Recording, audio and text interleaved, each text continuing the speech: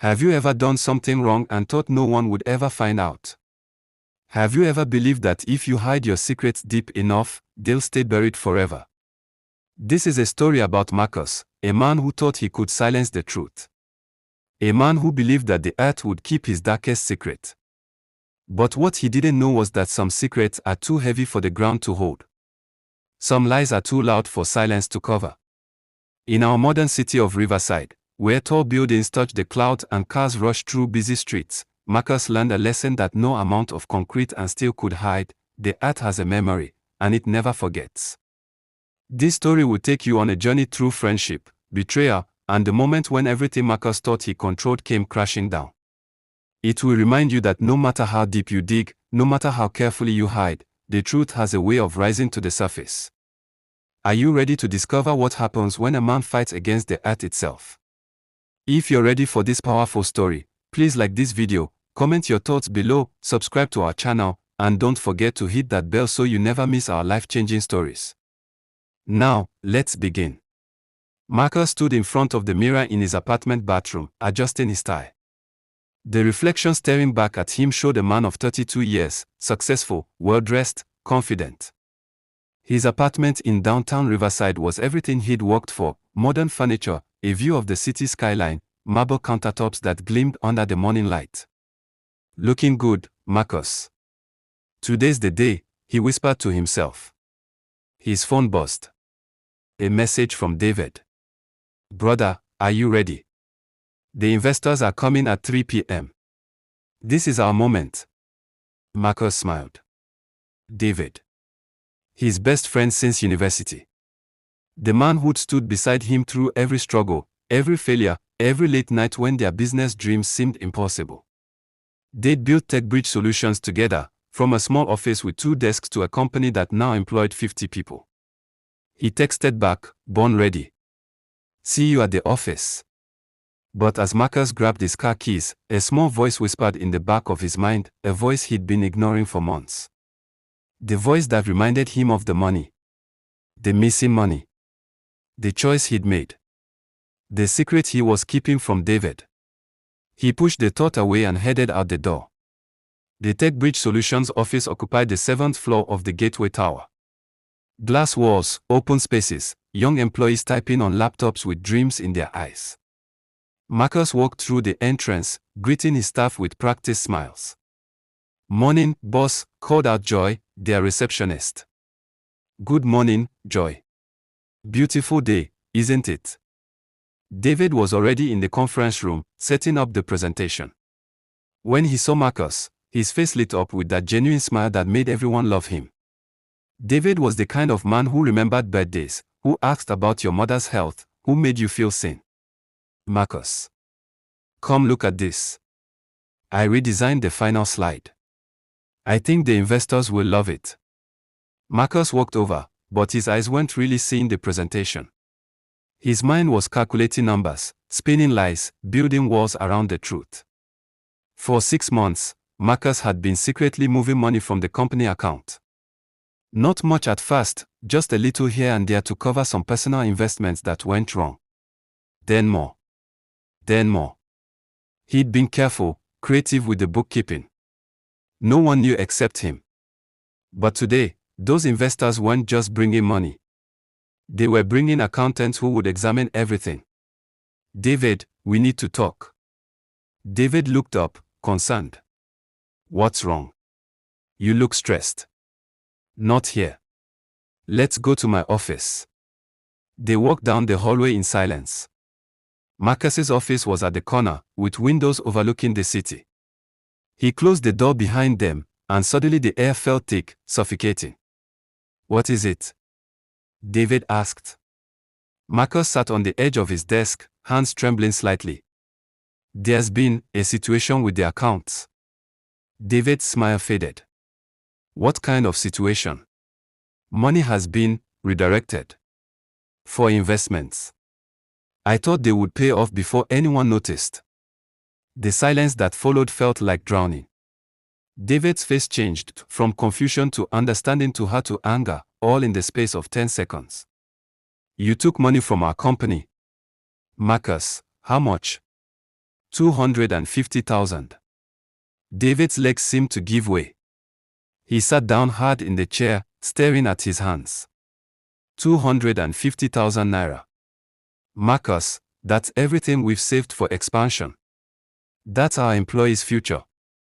How could you do this without telling me? I was going to pay it back. Pay it back. David's voice cracked, loud now, emotional.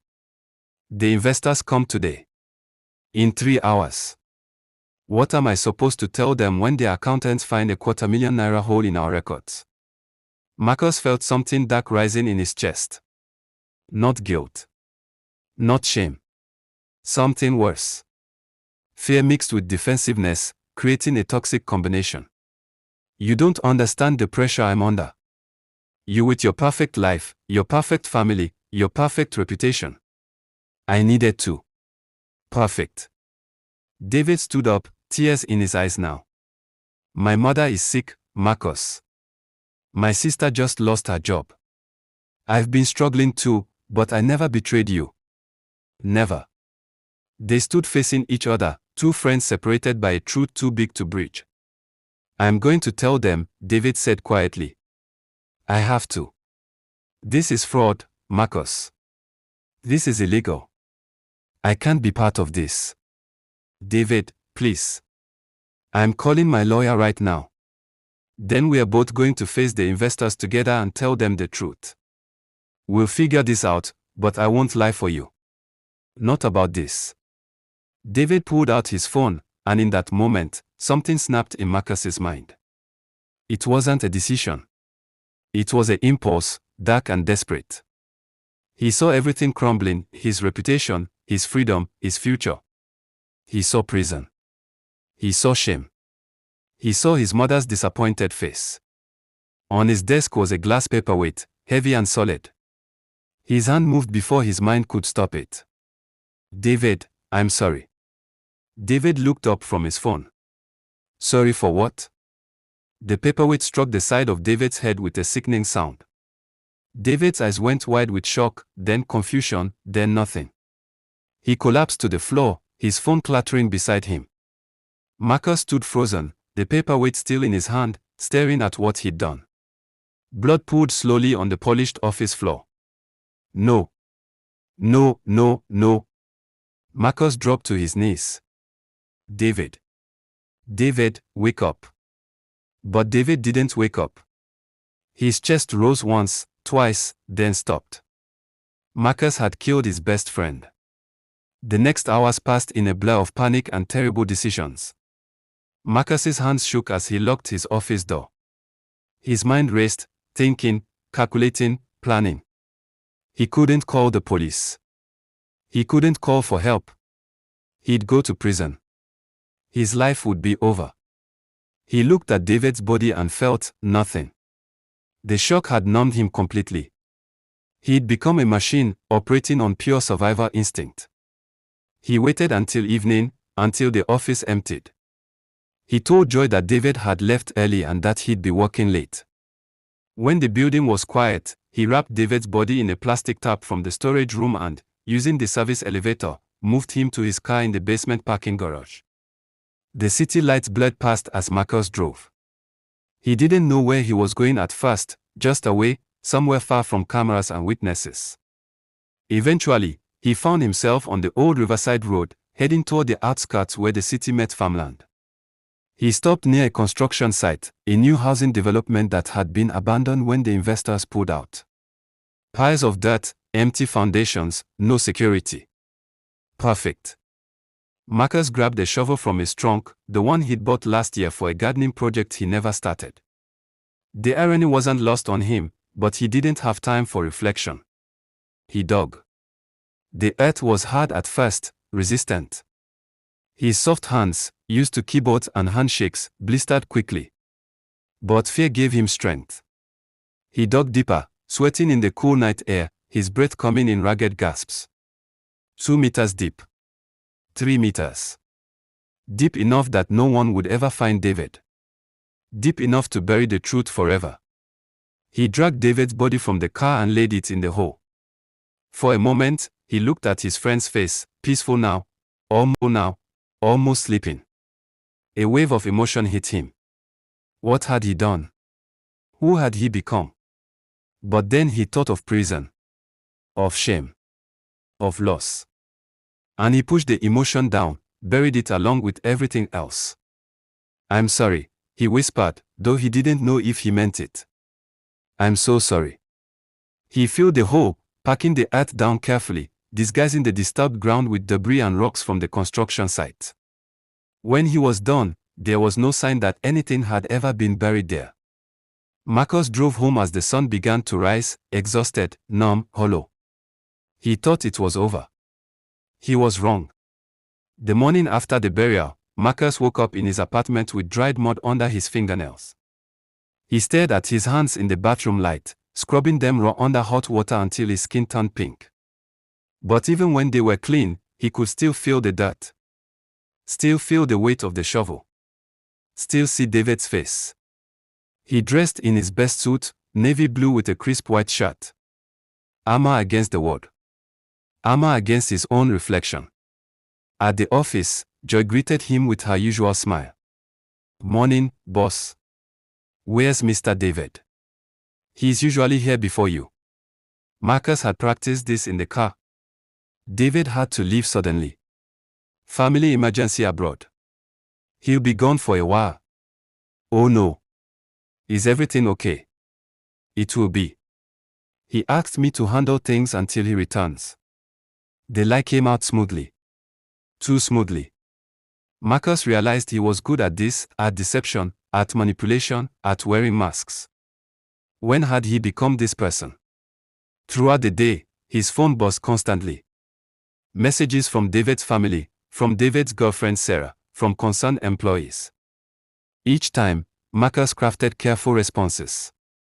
He had to fly out urgently. His phone isn't working internationally. He'll reach out when he can. By afternoon, Marcus had told the same lie 17 times. Each repetition made it feel more real, more believable. He began to wonder if he could actually pull this off, if he could make David simply disappear from everyone's lives like morning mist. The investors called to reschedule. Next week Tuesday, they said. Marcus agreed, relief flooding through him. More time to cover his tracks. More time to fix the accounts. More time to build his fortress of lies. But that night, alone in his apartment with a glass of whiskey he couldn't taste, Marcus opened his laptop.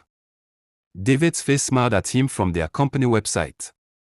Co-founder and Chief Technology Officer. Below the title, David's biography listed his achievements, his vision, his dreams. Marcus's hand trembled as he changed David's status to on sabbatical. Then he poured another drink and another, trying to drown the image of David's confused eyes in that final moment. He couldn't. Sarah showed up at the office 2 days later. She was a beautiful woman with kind eyes and a voice that trembled when she was worried. She worked as a nurse at Riverside General Hospital, the kind of person who dedicated her life to healing others. Marcus, I need to talk to you. They sat in his office, the same room where David had fallen. Marcus tried not to look at the floor, at the spot where he'd scrubbed away the blood for 3 hours that night. Sarah, I already explained. David didn't tell me he was leaving. Her voice cracked. We've been together for 4 years. We were planning to get married next month. He wouldn't just leave without telling me. Without saying goodbye. Marcus kept his face neutral, sympathetic. It was very sudden. His mother. I called his mother, Marcus. She's not sick. She's fine. She's worried because David hasn't answered her calls either. The room felt smaller suddenly. Marcus adjusted his tie. There must be some confusion. Show me his resignation letter. What? You said he resigned. There must be paperwork. An email. Something. Sarah's eyes were sharp now, focused. I want to see it. Marcus stood up, walked to the window, buying time. Sarah, I understand you're upset, but David's employment status is confidential. I'm his fiancé. And I respect that. But I can't share internal company documents. Sarah stood too, her hands clenched into fists. Something is wrong, Marcus. I can feel it. David wouldn't do this. He wouldn't just vanish. He was excited about the investor meeting.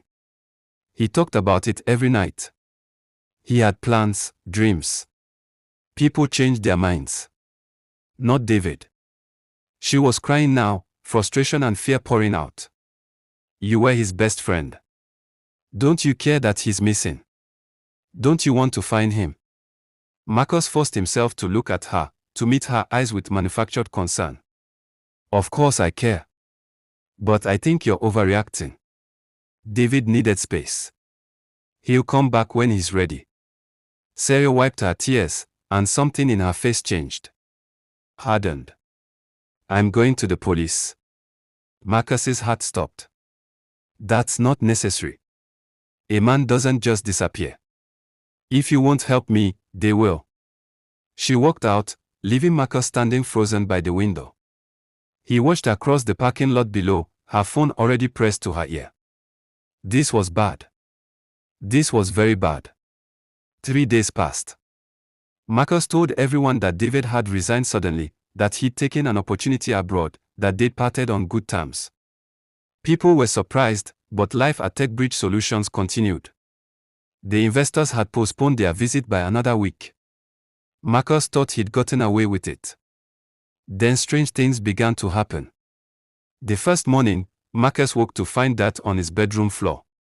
Not just a little, handfuls of it, scattered like someone had tracked it in. But he'd showered before bed. His shoes were by the door, clean. Where had it come from? He cleaned it up, confused. The next night, he dreamed of digging. Of the shovel hitting earth, of David's face staring up at him from the hole.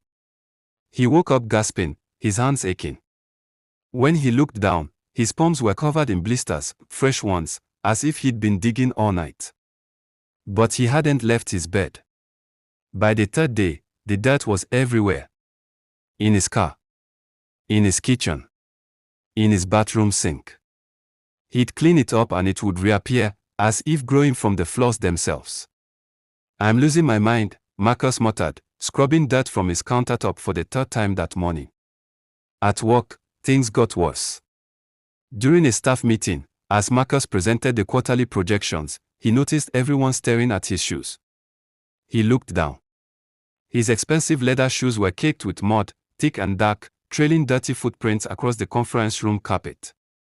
But he'd cleaned those shoes that morning. He was sure of it. Sorry, he mumbled, embarrassed. I must have stepped in something. Yet he hadn't stepped in anything. He'd driven straight from his underground parking spot to the elevator to his office. Where had the mud come from? After the meeting, Joy approached him hesitantly. Mr. Marcus. Are you feeling okay? I'm fine. Why? It's just, you seemed stressed lately. And yes, she gestured awkwardly at his collar. Marcus touched his neck. His fingers came away dark with soil.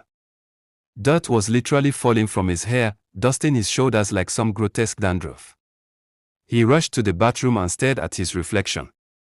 His hair was full of earth, as if he'd been rolling in a field. But he'd showered an hour ago. He'd been in air-conditioned spaces all morning. He washed it out frantically, his hands shaking. When he looked up again, his reflection showed someone he barely recognized, haunted eyes, hollow cheeks, a man crumbling from the inside out. His phone rang. It was Officer Grace from the local police station. His heart stopped. Mr. Marcus. This is Officer Grace. We are following up on a missing person report. David Okonkwo. His family says he was last seen at your office. Can you come down to answer a few questions? Of course, officer. When do you need me? This afternoon. 2 o'clock. Marcus agreed and hung up, his hands shaking. The dirt on his counter seemed to pause, to move, to whisper. He was definitely losing his mind. That evening, David's younger brother Joshua came to Marcus's apartment. Joshua was 23, a university student with David's same warm eyes and honest face.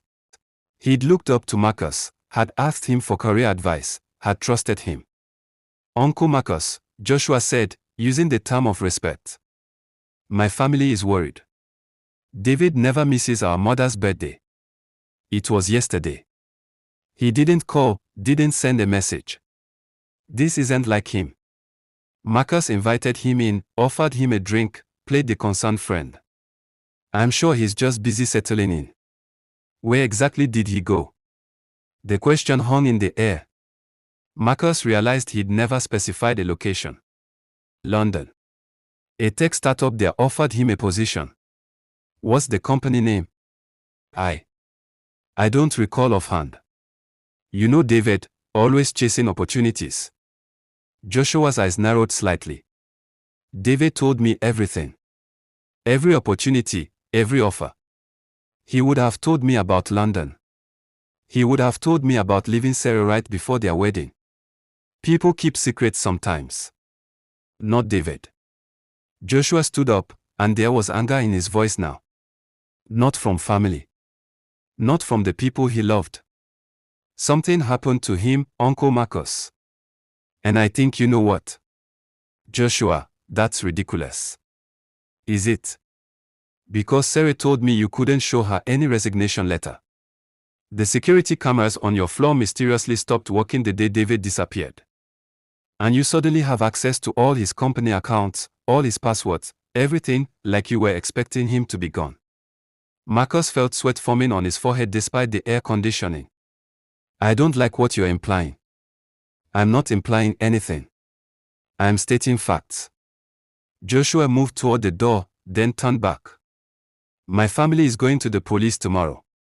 We are filing an official missing person report. Whatever you're hiding, Uncle Marcus, it's going to come out. The truth always does. After Joshua left, Marcus paced his apartment like a caged animal. The walls felt like they were closing in. He needed air, space, somewhere to think. He drove. No destination in mind, just driving through the night streets of Riverside, past the glittering high-rises and the sleeping shops, past the cathedral where he and David used to attend Sunday services, past the university where they'd met as idealistic 18-year-olds with dreams of changing the world. How had it come to this? His phone buzzed. A text from an unknown number. The earth remembers what you did. Marcus nearly swerved off the road. He pulled over, staring at the message. Who sent this? How did they know? Another message, you can wash your hands, but you can't wash your conscience. And another, 3 meters deep wasn't deep enough. Marcus's breath came in gasps. Someone knew. Someone had seen him. This was over. He was finished. He called the number back. It rang once, twice, then a voice answered, distorted, electronic, impossible to identify. Who is this? Marcus demanded. The earth speaks through many voices, the voice said. You tried to silence one. But you cannot silence them all. What do you want? I want you to confess. I want you to face what you've done. I don't know what you're talking about. Don't lie to me. The voice rose, angry now. I know about the money. I know about the fight. I know about the burial. And soon, everyone will know. The line went dead. Marcus sat in his car, shaking, as the dawn began to break over Riverside. The city that had once been his kingdom now felt like his prison. Every street corner could hide someone who knew his secret. Every shadow could be watching. Every moment could be the one where everything collapsed. He drove to the construction site, the burial place, needing to see, needing to confirm. The sun was rising, painting the sky in shades of orange and pink, beautiful, indifferent to his suffering. The earth where he'd buried David looked different in the morning light. The ground was cracked, yes, but there was something else. Something that made Marcus's blood run cold. Flowers were growing there. Small white flowers that hadn't been there 3 days ago. They emerged from the cracks in the earth, delicate and pure, like nature itself was decorating a grave that wasn't supposed to exist. And in the soft morning mud around the flowers, there were footprints. Small footprints, like a child's, circling the burial site, marking it, making it visible. Marcus looked around wildly. Who had been here? Who was doing this? David, he whispered to the earth. Is this you? The wind picked up, rustling through the flowers, and for a moment Marcus could swear he heard David's voice. The truth, Marcus. Just tell the truth. He ran back to his car and drove away, but he couldn't escape the image of those flowers, those footprints, that voice on the wind. The earth was testifying. And Marcus had run out of places to hide. Marcus drove to the construction site that night. He needed to check, to make sure everything was still hidden, still safe. The burial spot looked undisturbed from a distance, but as he approached, he saw what Joshua and that mysterious caller had been talking about. The flowers had multiplied. What had been a few small white blooms that morning was now a carpet of them, glowing in the moonlight like tiny stars fallen to earth. They formed the perfect outline, the exact shape and size of a human body. Marcus fell to his knees. This wasn't possible. Flowers didn't grow this fast. They didn't arrange themselves in patterns. This violated every law of nature he knew. But then again, so did murder. He reached out to pull one of the flowers up, to destroy this accusation growing from the soil. The moment his fingers touched the petals, he felt it, a shock like electricity, traveling up his arm and into his chest. He yanked his hand back, gasping. The flowers seemed to pulse with light, brighter now, and Marcus heard it clearly, David's voice, not on the wind this time, but coming from the earth itself. Tell them where I am. Tell them what you did. Set me free, Marcus. Set yourself free. You're not real, Marcus said to the night, to the flowers, to the ghost he knew couldn't exist. You're in my head. Your guilt. Your stress. I'm the truth, the voice replied. And truth doesn't need to be real to be right. Marcus scrambled backward, got into his car, and drove. He drove past his apartment, past the office, past every familiar landmark in Riverside. He drove until he reached the city limits, thinking maybe he could leave, could escape to another town, another country, another life. But at the city boundary, his car died. Just stopped, engine cutting out completely. He tried to restart it, nothing. He checked the fuel gauge, full tank. He checked the battery, all the lights worked. The car simply refused to move forward. Marcus got out, looked back at the city lights of Riverside. Every instinct screamed at him to run, to hitchhike, to walk if he had to. But his legs wouldn't move in that direction. It was as if invisible roots had grown from his feet into the earth, tethering him to the place where he'd committed his crime. He tried again. One step away from Riverside. His legs locked up, muscles cramping so painfully he cried out. He tried again. Same result. But when he turned toward the city, toward the police station, his legs moved freely. The earth itself was directing him. Heading him toward confession like a shepherd guides a lamb toward the gate. Marcus sat on the hood of his dead car and wept. Great, gasping sobs that came from somewhere deep and dark inside him. He cried for David. He cried for the friendship he'd destroyed. He cried for the man he used to be, before greed and fear turned him into a monster. And he cried because he knew, finally and completely, that there was no escape. The earth had claimed David's body, and now it would claim Marcus's soul or whatever was left of it. A mechanic drove by an hour later, stopped to help. The man was older, with kind eyes and hands stained by years of honest work. Car trouble, he asked. It just stopped. The mechanic looked under the hood, checked everything, then shook his head in wonder. There's nothing wrong with it. Try starting it now. Marcus turned the key. The engine roared to life immediately, perfect and strong. The mechanic laughed. Sometimes machines have a mind of their own. Where you headed?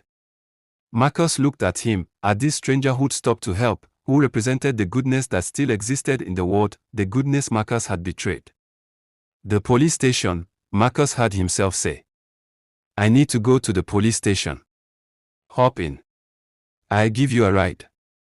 Your car should be fine here. They drove in silence, the mechanic humming softly to the radio. Marcus watched Riverside pass by the window, his city, his home, his prison. Every street held a memory. That's where he and David had celebrated their first big contract. That's the restaurant where they'd planned their expansion. That's the church where David had asked him to be best man at his wedding to Sarah. Every memory was a knife now, cutting deep. You okay, son? The mechanic asked. You look troubled. I did something terrible, Marcus whispered. Something I can never fix. The mechanic was quiet for a moment. Can't fix the past. But you can face it. That's the only way forward, through the truth, painful as it is. They pulled up in front of the Riverside police station. The building was lit up like a beacon, like hope, like judgment.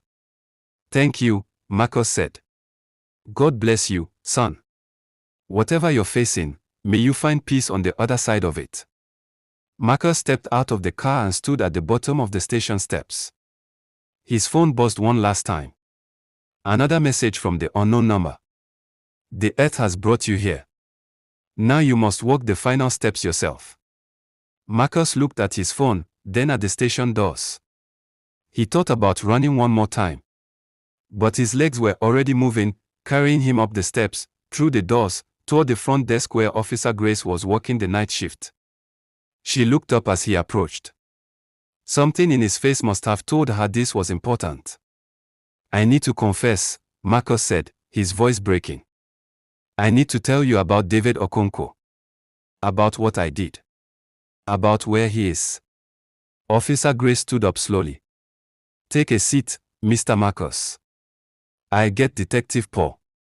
Start from the beginning, and tell us everything. The earth seemed higher. Raised slightly, as if something beneath was pushing up. Impossible, Marcus whispered. He got the shovel from his car and carefully scraped away the surface. The dirt came away easily, too easily. And underneath, he saw something that made his blood run cold. The earth was cracked. Split. Like something was trying to break through from below. Marcus scrambled backward, dropping the shovel. This wasn't possible. Bodies didn't do this. Graves didn't do this. He must be hallucinating from stress and guilt. He ran back to his car and drove home, but he couldn't escape what he'd seen. That night, the dreams became worse. He saw David climbing out of the earth, dirt falling from his mouth, his eyes open and accusing. He saw the ground opening up beneath him, swallowing him whole. He saw his office floor cracking, David's hand reaching up through the tile. He woke up screaming. When he looked at his bedroom floor, it was covered in dirt, inches thick this time, enough to leave footprints. His footprints. Leading from the door to his bed. But he had no memory of walking through dirt. In the bathroom mirror, Marcus saw what he'd become. His eyes were sunken, his skin pale, his hands constantly trembling. He looked haunted, because he was. His phone buzzed. A message from Officer Grace. Mr. Marcus, we need to move our meeting up. New evidence has come to light. Please come to the station immediately. Evidence. What evidence? Marcus's mind raced. He'd been so careful. He'd left nothing behind. He drove to the police station in a daze, his car filled with the smell of earth, of soil, of graves. The interrogation room was small and cold. Marcus sat across from Officer Grace and Detective Paul, a tape recorder between them, capturing every word. Take your time, Officer Grace said gently. She had a way of making even criminals feel human. Tell us what happened. Marcus took a shaky breath. It started with money. I took money from our company. 250,000 naira. David found out. We fought. He told them everything. The argument in his office. The panic. The paperweight. The moment David stopped breathing.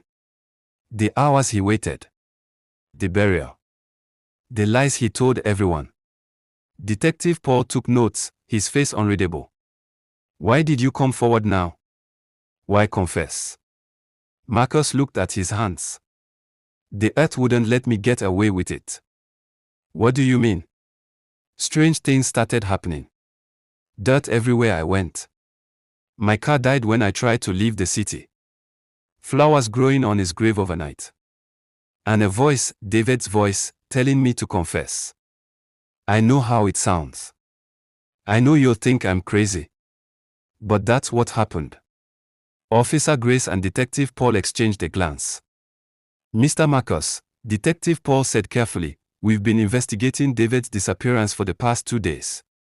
His family filed a report.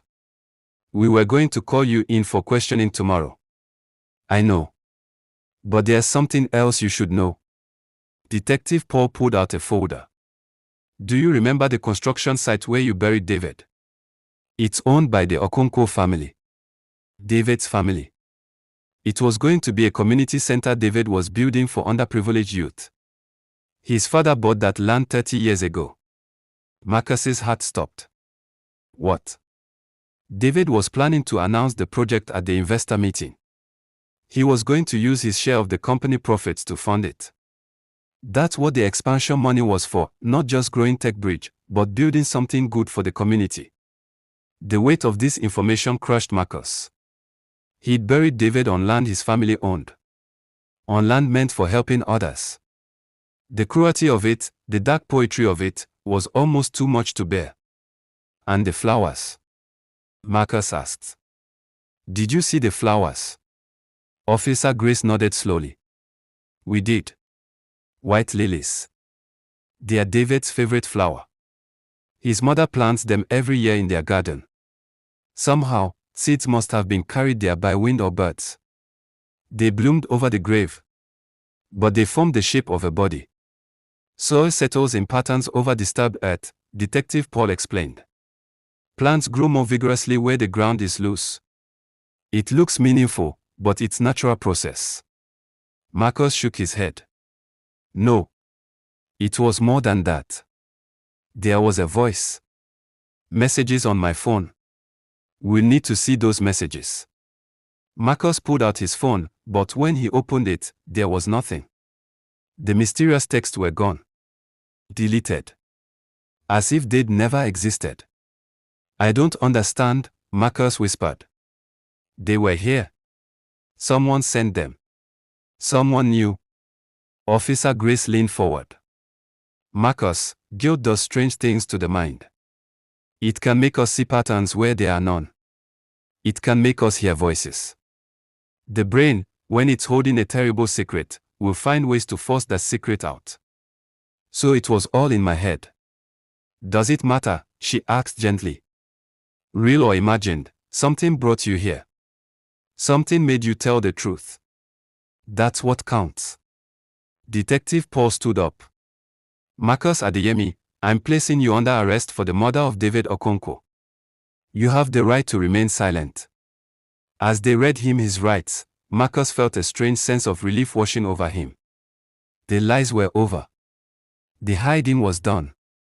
Whatever came next, prison, judgment, punishment, it couldn't be worse than the torture of keeping that secret. They took him to a holding cell. Through the small window, he could see the night sky, the same stars that had looked down on him as he dug David's grave.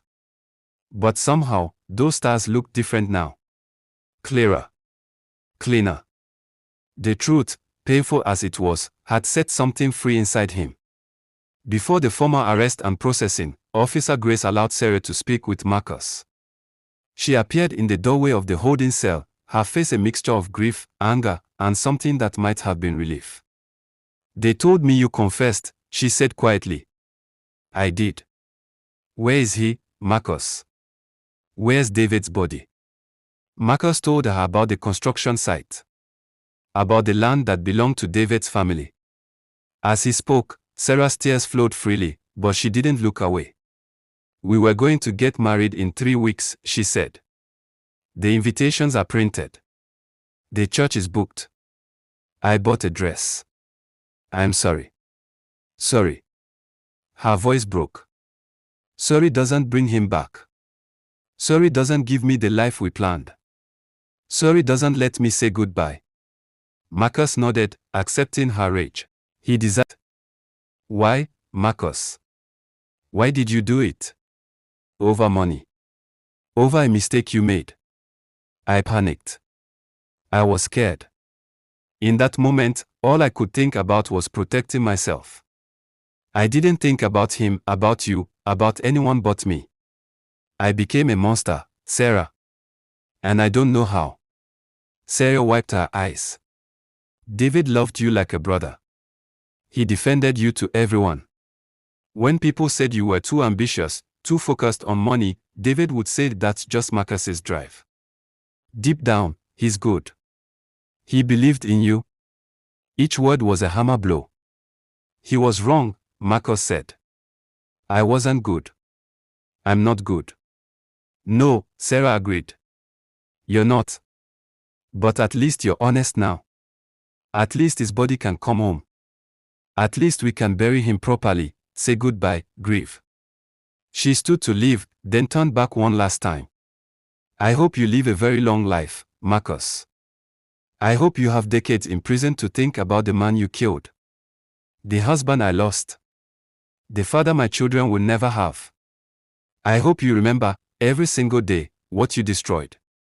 She walked away, her footsteps echoing in the hallway, and Marcus was alone again. But her words stayed with him, at least his body can come home. The earth had kept David until the truth could emerge. And now, finally, David could rest properly. Could have a funeral. Could have mourners who loved him speak his name and honor his memory. The earth had been kinder to David than Marcus ever was. Mr. Marcus, thank you for coming, Officer Grace began. We have some questions about David Okonkwo's disappearance. I already told you everything I know. He resigned and left town. That's strange, Detective Paul said, pulling out a file. Because his phone records show his last call was made from your office. To his lawyer. He never got to finish that call. Marcus's throat went dry. I don't know about that. We also spoke to your receptionist, Joy. She says David never left through the front entrance that day. And the security cameras in your building. They stopped working on your floor exactly 1 hour before David was last seen. You reported a technical glitch. Yes, the cameras have been faulty. For 3 years without a single problem, then they fail on that specific day. Officer Grace leaned forward. Marcus, where is David? I don't know. Why are you treating me like a criminal? Because, Detective Paul said quietly, a construction worker called us this morning. He went to the old development site on Riverside Road, you know it, don't you? He noticed something strange. The earth in one spot was raised, cracked open, like something underneath was pushing up. Marcus felt the room spinning. So we went there with cadaver dogs. Do you know what they found? Marcus couldn't speak. A body. Buried 3 meters deep. But here's the strange part, Marcus. The earth above it was fractured, broken, as if rejecting what was buried beneath. As if the ground itself was trying to push the body to the surface. Officer Grace placed a photo on the table. It showed the burial site, the cracked earth, the exposed tap. The earth doesn't lie, Marcus. It holds truth, not secrets. It remembers everything we tried to hide. Tears began streaming down Marcus's face. Not tears of remorse, not yet, but tears of defeat. Of exhaustion. Of being caught. I didn't mean to, he whispered. It was an accident. We were arguing about money, and I panicked. I wasn't thinking. I didn't want to hurt him. Officer Grace nodded slowly, sadly. But you did hurt him. You killed your best friend. And then you buried him like trash, like something to hide. You thought the earth would keep your secret. I was scared, Marcus sobbed. I was so scared. Fear doesn't justify murder, Detective Paul said. Fear doesn't erase what you did. The door opened and 2 officers came in. Marcus Adeyemi, you're under arrest for the murder of David Okonkwo. As they read him his rights and put handcuffs on his wrists, Marcus felt something he hadn't felt in days. Not relief exactly, but a strange sense of inevitability. As if this moment had always been waiting for him. As they led him out of the station, he looked down at his hands. They were clean now. For the first time in days, completely clean. No dirt. No blisters. No blood. The earth had made its testimony. The truth had risen to the surface. The next morning, police excavated David's body from the construction site. Marcus watched from a police van, handcuffed, as they carefully removed the earth that had held his friend. David's family was there, his mother supported by Joshua, his father with his face buried in his hands, Sarah standing alone, wrapped in a blanket despite the warm day. Officer Grace stood beside Marcus. See that, she pointed to the ground. The way the earth cracked and rose. Forensic soil scientists say it's because of decomposition gases building up pressure. The clay content in this soil is particularly dense, creating resistance that eventually fractures the surface. Science explains everything, Marcus said quietly. Yes. But science doesn't explain why you confessed. Science doesn't explain what compelled you to walk into the station last night without being caught. That's something else. Call it conscience. Call it divine intervention. Call it the weight of truth that can't be held down forever. They carefully placed David's body in a coroner's van. His mother wailed, a sound so full of grief that Marcus felt his own tears start. Mrs. Okonkwo asked if she could speak to you, Officer Grace said. I don't deserve that. No, you don't. But she asked anyway. They brought David's mother to the van. She was a small woman, aged by illness and now by grief. But her eyes were fierce, burning with pain and something else, something Marcus couldn't quite name. Look at me, she commanded. Marcus looked. My son loved you, she said. He talked about you like you were family. When we had nothing, when I was sick and needed expensive medicine, David gave me money. Do you know where he got it? From his savings. From the salary he earned working beside you. He chose helping his mother over buying a new car, over moving to a bigger apartment. He chose love over ambition. Marcus's throat tightened. And you killed him. You took my son from me. You took a good man from this world and buried him like trash in the ground. I know. Don't apologize to me. Apologize to the earth that had to hold your secret. Apologize to the flowers that had to mark where you tried to erase him. Apologize to every person who will never know David's kindness because you decided your freedom was worth more than his life. She turned to leave, then stopped. The earth rejected your lies, Marcus. Even the soil knew what you did was wrong. Even the ground knew David deserved better. Remember that. Remember that nature itself testified against you. She walked away, and Marcus was left with the weight of her words pressing down on him like all the earth he'd piled on David's body. The trial of Marcus Adeyemi became the talk of Riverside. The newspapers called it the case of the earth's witness. People debated on social media, in churches, in market squares. Some saw it as divine justice. Others saw it as geological coincidence. But everyone agreed on one thing: the truth had emerged, no matter how deep it was buried. On the day of sentencing, the courtroom was packed. David's family sat in the front row, his mother, weak from illness but strong in grief, his sister, her face wet with tears that wouldn't stop, his young nephew, who kept asking when Uncle David would come home. Marcus stood before the judge, wearing the orange jumpsuit of the accused. He looked different now. Smaller. Older.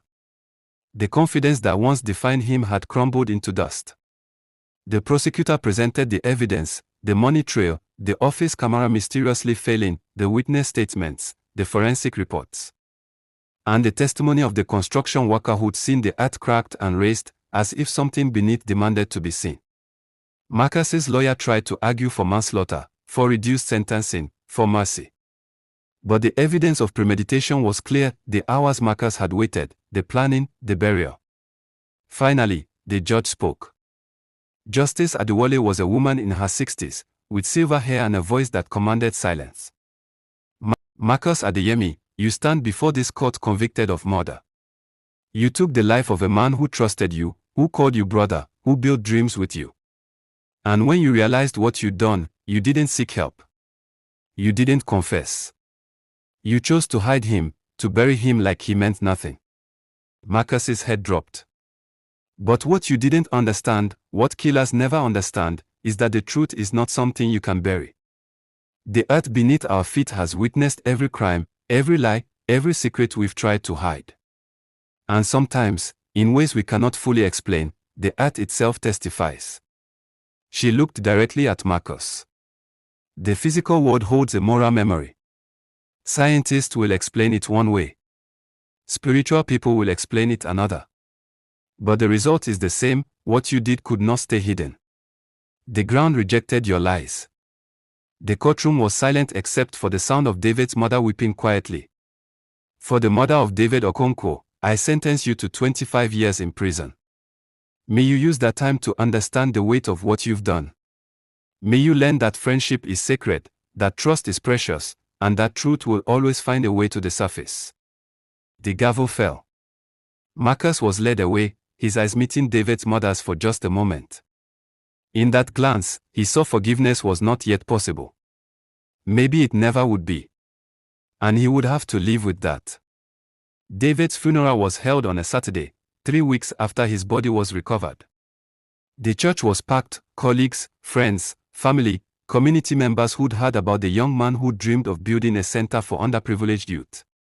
Marcus wasn't allowed to attend, but Officer Grace showed him photos later. White lilies everywhere, the same flowers that had grown on the grave. Sarah in her wedding dress, the one she'd bought to marry David, wearing it now as a widow who never got to be a bride. She said she wanted him to see her in it, Officer Grace explained. Said it was the only way they'd ever have that moment together. The photo showed Sarah standing beside David's coffin, her hand on the wood, her face a portrait of devastation. Marcus stared at that image for hours, memorizing every detail, adding it to the growing collection of consequences he could never undo.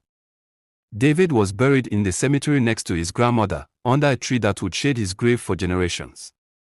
The headstone read, David Okonkwo, beloved son, brother, friend. He built dreams and believed in people. The truth he lived by could not stay buried. That last line was added by his family, a reference to the case, to the strange way the truth had emerged. It became a symbol for Riverside, a reminder that secrets, no matter how deep, will find their way to light. At the cemetery, David's father spoke to the gathered mourners. My son believed in justice. He believed in integrity. He believed that if you do right, right will follow you. Marcus Adeyemi stole my son's life. But he couldn't steal his legacy. David's dream of helping young people will live on. We are going to build that community center. We are going to call it David's house. And every young person who finds opportunity there will be living proof that good cannot be buried, truth cannot be silenced, and love is stronger than death. The crowd erupted in applause, tears streaming down faces, hope rising from grief. And at the construction site where David had been buried, where his body had lain hidden in darkness, a team of architects began drawing plans. They would build David's dream on the very ground that had held his death. They would transform a place of secrets into a place of light. The earth, which had testified to murder, would now witness redemption. 2 years later, Marcus sat in his prison cell, a small room with grey walls and a single window that showed a square of sky. He'd changed in those years, not just physically, though he'd lost weight and his hair had begun to grey, but internally. He thought about David every day. About the friendship they'd had. About the choice he'd made in a moment of panic. About the person he'd become in that moment, someone he didn't recognize, someone ruled by fear rather than character. Prison had taught Marcus things the outside world never could. He learned humility from sharing a cell with men who had nothing but still shared their meals. He learned patience from the endless sameness of days that blurred into weeks, into months. He learned the true meaning of consequence, not just legal punishment, but the internal weight of knowing you destroyed something irreplaceable. His cellmate was an older man named Emmanuel, serving time for fraud. Emmanuel had been a banker who'd embezzled money to pay for his daughter's cancer treatment. The irony wasn't lost on Marcus. They'd both stolen, both betrayed trust, both ended up here. The difference between you and me, Emmanuel said one night, is that I knew my crime before I committed it. I planned it, calculated it, accepted it. You became a murderer in a moment. That's worse, in a way. It means the darkness was already inside you, waiting. Marcus wanted to argue, but he couldn't. Emmanuel was right. The capacity for violence, for selfishness, for evil, it had been there all along, hidden beneath his suits and smiles and success. The stress, the money, the fear, they didn't create the monster. They just revealed it. So what do I do now? Marcus asked. You become someone different. Not someone better, you can't erase what you did. But someone honest. Someone who knows exactly what he's capable of and chooses differently anyway. Marcus began attending every program the prison offered. Anger management. Conflict resolution. Victim impact courses where he heard stories from families destroyed by crime, stories that echoed with David's family's pain. He volunteered in the prison library, teaching illiterate inmates to read. He wrote letters, hundreds of them, to David's family, though he never sent them. The writing itself was the point. The reckoning. One letter read, "Dear David, I don't know if the dead can hear the living. I don't know if you're somewhere watching this unfold, or if you're simply gone, return to the earth that tried to protect you from my lies. But I need to say this anyway. I was wrong. Not just about killing you, though that's the obvious horror. I was wrong about everything. I thought success meant accumulation, money, status, power. I thought friendship was useful. I thought people were tools to achieve my goals. You knew better. You understood that success means building something that lasts beyond yourself. You understood that friendship is sacred. You understood that people are the goal, not the means. I stole your life because I was afraid of losing things that didn't matter. And in doing so, I lost the only thing that did, my humanity. I can't bring you back. I can't fix this. But I can choose, every day for the rest of my life, to remember what my selfishness cost. I can choose to be honest, even when it hurts. I can choose to value people over profit, truth over convenience, character over reputation. It won't save you. But maybe, somehow, it will honor you. I'm sorry, brother. I'm so sorry. Marcus folded that letter and placed it with all the others. 2 years of apologies, 2 years of grief, 2 years of slowly learning to live with what he'd done. A prison counselor named Mr. Solomon visited him regularly. He was an old man with gentle eyes and the wisdom of someone who'd seen people at their worst and still believed in redemption. Tell me what you're thinking today, Mr. Solomon said, sitting across from Marcus. I'm thinking about the earth, Marcus said quietly. About how it wouldn't keep my secret. For so long, I was angry about that. I thought it was unfair, that I should have gotten away with it. But now, Mr. Solomon prompted. Now I'm grateful. Because if I'd gotten away with it, I would have become a monster. I would have lived every day lying, pretending, killing who I really was piece by piece. The earth saved me from that. It forced me to face what I did. Mr. Solomon nodded. The truth sets us free, even when it first puts us in chains. I wrote a letter to David's family, Marcus continued. I don't know if they'll read it. I don't expect forgiveness. I just needed them to know that I think about him. That I'm sorry. That I wish I could go back and make a different choice. Regret is the first step toward change, Mr. Solomon said.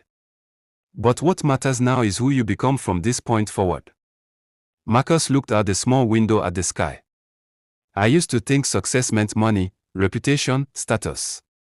But lying in my cell at night, I realized success means living with integrity.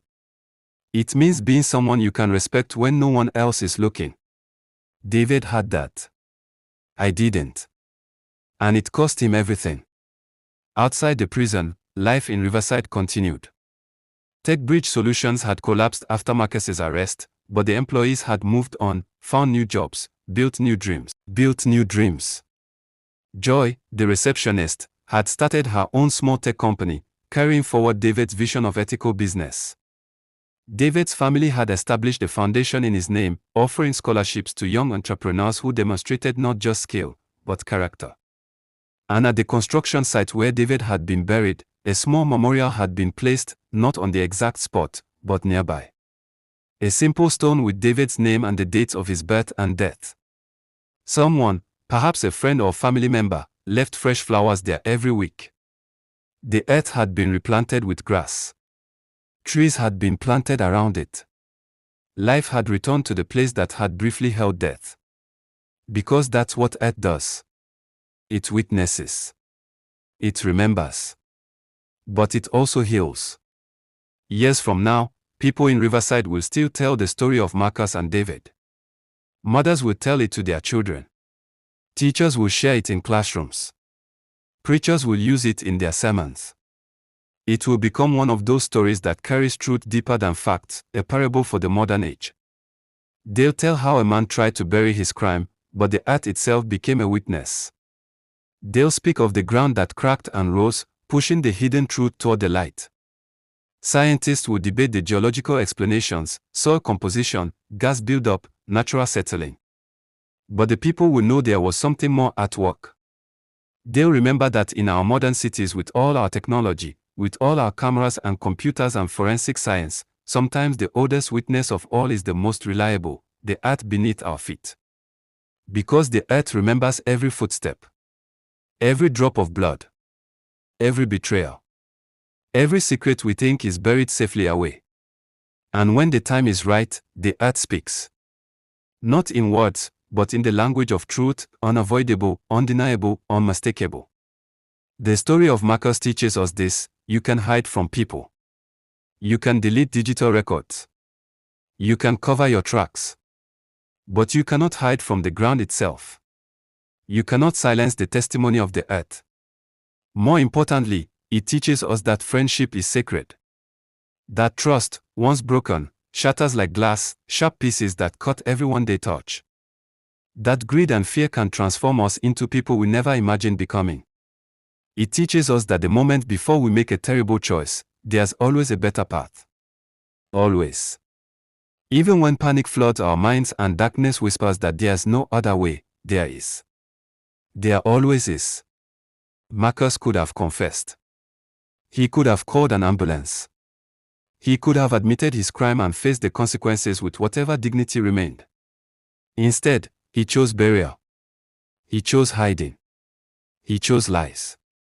And the earth rejected every one of those choices. On a warm afternoon 20 years after David's death, an older Marcus walked out of prison. He was 52 now, his hair completely gray, his face lined with the years and the weight of what he carried. David's sister, Patricia, was waiting for him outside the prison gates.